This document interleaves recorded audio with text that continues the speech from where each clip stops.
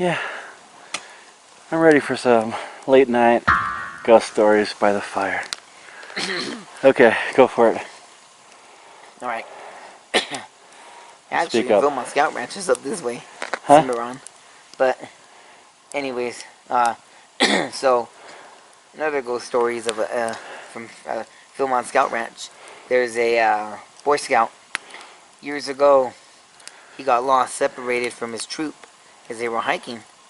And he had just like got lost in the trail, disappeared, nobody could find him. They had sent out search parties for him, put together efforts. No one could find his Boy Scouts, though. They just assume, that at this point you haven't found him in so long, he's got to be dead. Yeah. Nobody really knows. Well, one day, some years back, there was a troop up there, and they were doing their hike and they're hiking, and as they're hiking along, this little boy, they run across this little boy. He pops out of the trees, and he says, "Can you help me? I'm lost. I can't find my troop.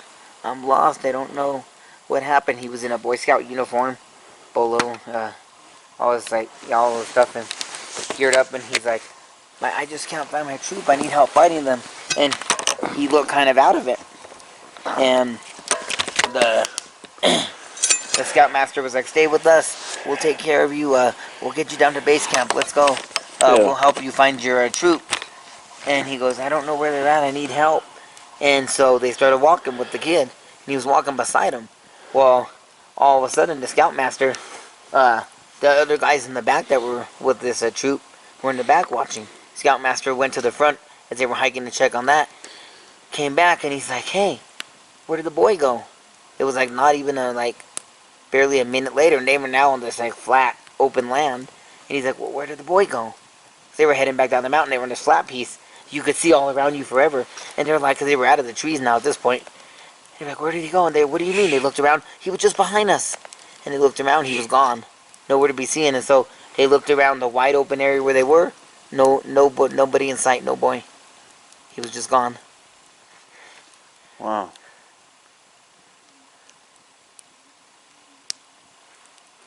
You hear that? Huh? You hear that? You hear that? That's what I was trying to get. Yeah. You hear that? Mm-hmm. I don't know what that is. But so far, Kona's here fine. No, she hears it. She's looking now. What do you hear?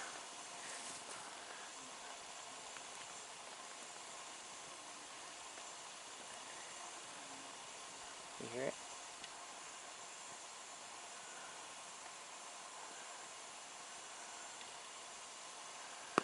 I don't know if it's like cows moaning or what. I don't know. Or it could be coyotes. No, it's moaning. That's what I was like. Yeah. The more you tell your story, the louder that was getting. See? I was like, well, that's kind of weird. See? Telling you. And we are out in Cimarron where Vilmont Scout Ranch is. It's out in the Wow. Cimarron National. Or how did your thing say it? Cimarron, what did it say? Didn't say Cimarron, it made a funny name for it.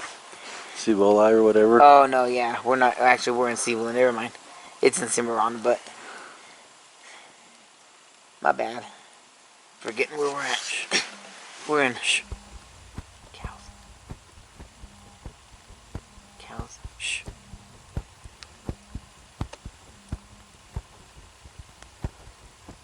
Is it getting fucked or something or They're what? horny. Huh? They're horny. They're mating. Yes. Must be. Well, I told you saw a bull. What? I guess it was a bull then. That was a bear. Tell you what. So I seen that thing. If that thing wasn't 10 feet tall by 10 feet wide, that thing Was not 10 feet wide.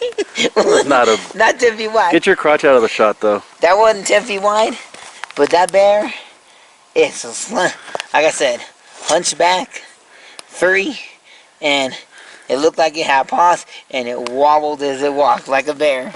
So it could have been a bull. Like I said, you weren't sure at first, and I don't. And it was walking slow. Like I didn't know. After that, disappeared through the woods.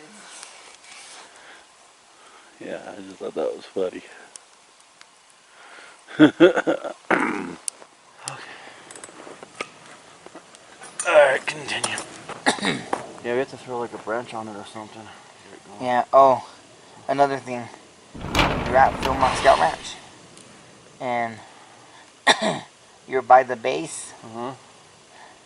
Some nights there's a weird color from people could see it from like the base area as they're starting to like hike up, but they could see it. But deep up in the mountains towards the top, you can see a weird hue, and it radiates and like glows like green.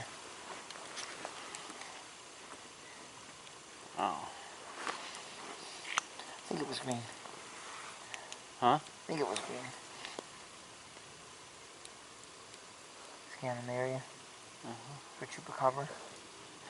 Well, I heard a branch. I didn't know how to tell you what that sound. I'm like, I don't know. If I hear it again. Maybe it's Minor Mike. He's all the way over here. Oh, that's another thing with Minor Mike. Speaking of that, people have been in their tents. Yeah. And they look up, and there'll be like Minor Mike, like there'll be like a minor looking guy sitting up above in their tent, and he'll just be like floating, like sitting there laughing at him. Was he like psycho or something? Or Minor crazy? Mike was back in the day.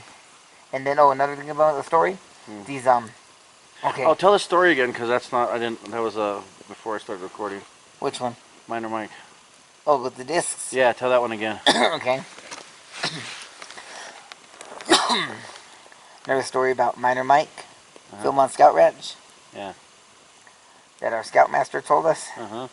He was at the scout ranch one time, and they've got these like big discs on the wall and outside, and they told him when we go inside the cabin, because Minor Mike's cabin is there. That's where he lived back in the day. Yeah. And then his like mine shaft was away from the cabin, but like down there, like away from the cabin, but in the mine shaft. See, what they think is back in the day, Minor Mike, the neighbors didn't like him, so they think they went and shoved him down his own mine shaft to get rid of him in his mining business. This was back in old Wild West days. So, every time He was good at the business. yeah, I guess so. Okay. Maybe. So, when you go to Minor Mike's cabin, you're supposed every time you walk in, you're supposed to say, whoever goes there, you're supposed to say, "I believe in you, Minor Mike, and your story." Yeah. If you don't say that, weird stuff starts happening. You'll feel like somebody's following you around the cabin, and you'll turn around and no one's there. So, our scoutmaster walks in. What's his name? Oh, his name is Andy. So, Andy walks in, and he and he said that he didn't really believe in it, and he thought they were just like joking around with him. Yeah. So, they were just trying to like play a joke on him and get him all scared. So when he walked in, he said, he tells him, he says, they told him, when we go in, you're supposed to you gotta go in the cabin, and when we walk in, you say, "Minor Mike, I believe in you and your story." So when they walked in, he said, "Minor Mike, I do not believe in you and your story." So he didn't believe in Minor Mike, basically. So he said he had to go out like to get stuff from his vehicle. So when he went outside to get stuff from his vehicle, as he was walking out, he heard this rattling noise. And on the side of the house, one of the discs was rattling, and it came loose, and it was airborne, and it flew straight at him.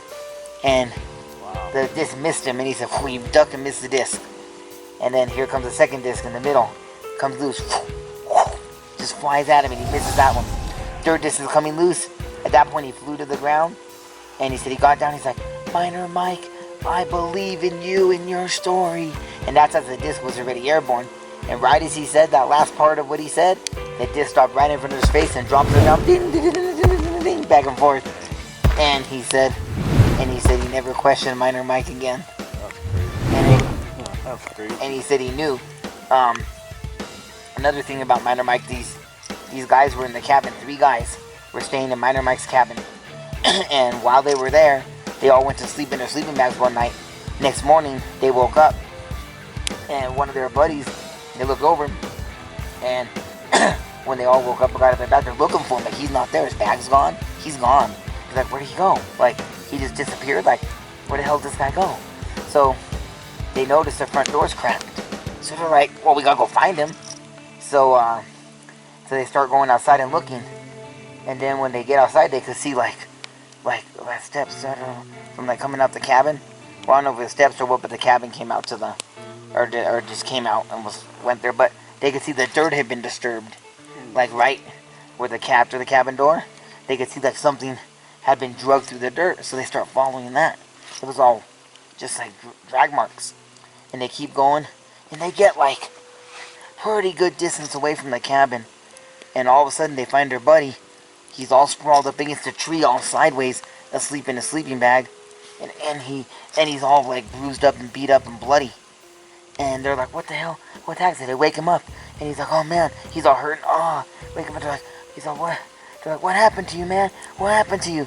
He says, "Look at himself." He goes, "Oh man, oh man, oh no, oh man." He goes, "But I had the craziest dream last night. I had a dream that a miner came into the cabin with a big full beard, and he was laughing at me."